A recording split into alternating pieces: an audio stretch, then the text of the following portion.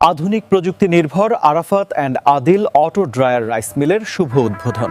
বিস্তারিত সুয়েব রানার প্রতিবেদনে। সিলেটের জৈন্তাপুর উপজেলার দরবস্ত ইউনিয়ন পরিষদ সংলগ্ন এলাকায় বিশিষ্ট ব্যবসায়ী নুরুল আমিনের উদ্যোগে প্রতিষ্ঠিত Arafat and Adil auto dryer rice মিলের আনুষ্ঠানিক উদ্বোধন অনুষ্ঠিত হয়েছে।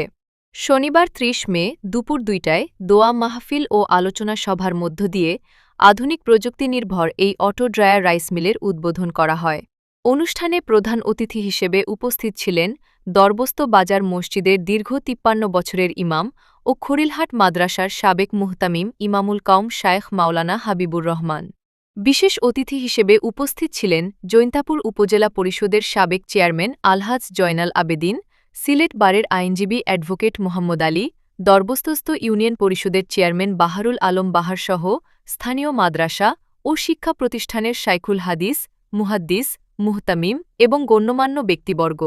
উপস্থিত ছিলেন সুরিঘাট মাদ্রাসার শাইখুল হাদিস মাওলানা শফিকুল হক, খলিলহাট মাদ্রাসার মুহতামিম মাওলানা আবু হানিফ, দরবস্ত আল মনসুর মাদ্রাসার সদরুল মুদারিসিন মাওলানা মুইনুদ্দিন, লাতু মাদ্রাসার শাইখুল হাদিস মাওলানা মুদ্দাশির আলী, দরবস্ত মহিলা মাদ্রাসার মুহতামিম হাফিজ মাওলানা রফিকুল ইসলাম, সিলেট দারুসালাম মাদ্রাসার মুহাদ্দিস মুফতি মাহমুদুল হাসান, জাতুগ্রাম মাদ্রাসার মুহাদ্দিস মাওলানা ইয়াহিয়া এবং সেন্ট্রাল জৈন্তা উচ্চ বিদ্যালয়ের অবসরপ্রাপ্ত ধর্মীয় শিক্ষক মাওলানা ইনসান আলী সহ অনেকে।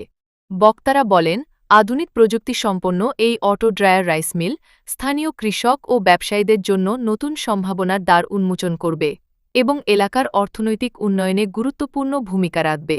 অনুষ্ঠানের শেষে দেশ, জাতি ও ব্যবসার সমৃদ্ধি কামনায় বিশেষ দোয়া অনুষ্ঠিত হয়।